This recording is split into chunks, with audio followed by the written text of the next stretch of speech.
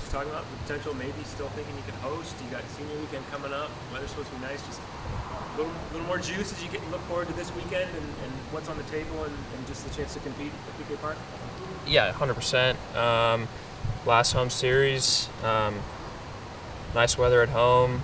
A lot on the line as always, but yeah, it'll be fun. Hopefully pack out PK a little bit. Yeah, and then I don't really know how all that hosting stuff works out, but if we just win our games from here on out, right, probably gives us a good chance. But yeah, whatever happens with that, it's out of our control. Does your preparation change at all now that it's a Thursday start rather than a Friday start? No, not really. Keep it the same. Really, the only thing that changes is less pitches in the bullpen today. Instead of like 25, it'll be like 15. Does it kind of resonate with you that this will be the last Pac-12 series, obviously before the tournament, but you've been a Pac-12 guy the whole time here. Does it resonate with you? Yeah, a little bit.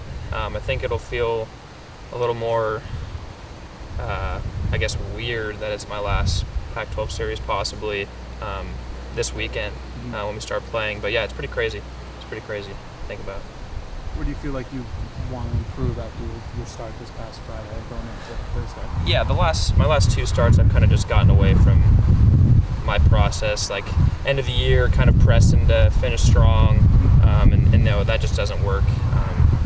More or less, just kind of like an over-trying thing, and just got to get back to who I am as a pitcher, and everything will be fine. How do you try to find that happy medium? Because obviously you can't go out there lackadaisical. Yeah. But you don't want to overpress. How do you find that happy medium? I mean, it's kind of hard to describe how you find it, but more or less you just kind of have a feeling of what it feels like and what it doesn't feel like. And even when I went out for that, I think it was the fourth inning that kind of it wasn't a great inning. I kind of felt something weird, but I wasn't able to kind of flip it in that inning. So it's just being able to realize it when it's going on and just being able to make that adjustment and turn it around. Is that something that you learned this year, how to recognize like when it isn't feeling right? Yeah, I think a lot more this year. Just being able to be aware and have clarity on the mound is a big word we talk about. Clarity is a big one. Yeah, 100%. When does that moment kind of start for you? When do you get that idea? It's like, okay, I feel pretty good today. Yeah, you try and stay away from saying you feel good or don't feel good. You kind of just try and stay almost neutral about it, because once you start telling yourself, like today's going to be a good day, that's when you're not focusing on the task at hand. You're more worried about like, this could be a really good outing or this may be a really bad outing. When you're aware that you're speaking to yourself that way, that's when you need to, be able to step off or take a step and just be like, hey, I'm here right now. I'm not worrying about anything else that's going on. As an older guy in the room now, you've been through these two conference tournaments. I hear you didn't play last year. You went through it with the team. What's your message to the guys who maybe like a Kevin Sider who hasn't been a part of a Pac-12 kind of stretch run? Just like, what's your message to maybe some of the younger guys, the guys who haven't been here? I mean, I don't really think there's anything different conference tournament compared to playing Pac-12 games. I think now it's just going to be more games played back-to-back days, so really just emphasizing getting sleep, getting recovered well. Knowing that any day could be our last playing is maybe a good message. But I mean, there's nothing that we're not going to go into it trying to over-try or over-press or anything. Just keep playing our game, and things will work out. Do you pay any attention at all to like the rankings, the projected tournament? Not really. I see them, but I mean, I know they're usually always wrong until that's just for some of that stuff is just to get clicks and stuff and get people talking. But yeah, I look at them, but I don't really think much of them.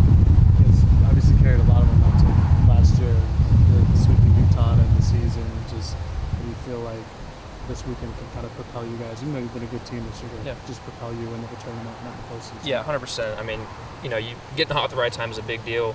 Kind of like that Ole Miss team a couple years ago, whatever, that wasn't playing well and then started playing well and they won the whole thing. So really, just I guess a good message to the guys would be that anything that's happened up to this point doesn't mean anything. The only thing that matters is Thursday's game and getting a win then and just keep going.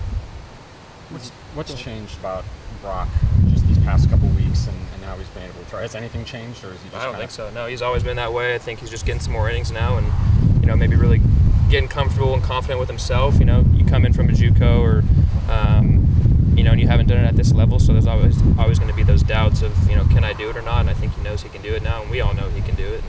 And he's pretty nasty, so yeah, I like him on my team. What's behind the scenes for people that don't get to see him work? What's it been like just watching him kind of work, grind behind the scenes to be able to do what he's doing? It's been great. He's a more of a quiet guy. He's not really a super outspoken, but when he does say something, it's important. And even though he hasn't been here at this level the whole time, he is an older guy and has that experience. And I've learned things with him. He does some different type of stretches and stuff with his body that I've taken up with him. And but yeah, it's great. It's great. Thanks, RJ. Thank you. Appreciate it. Thank you.